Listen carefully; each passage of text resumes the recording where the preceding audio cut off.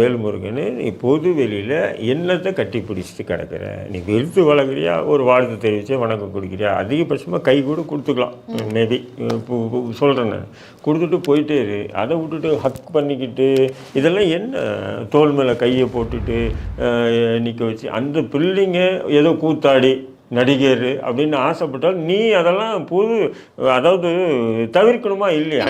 இப்போ எம்ஜிஆர் காலத்தில் கூட எம்ஜிஆர் கூட இப்படி கட்டிப்பிடிச்சார், வயசானவங்களுக்கு தான் கட்டிப்பிடிச்சார், இப்படி கன்னி பெண்களெல்லாம் கட்டிப்பிடிக்கல அவர். புரியுதுங்களா?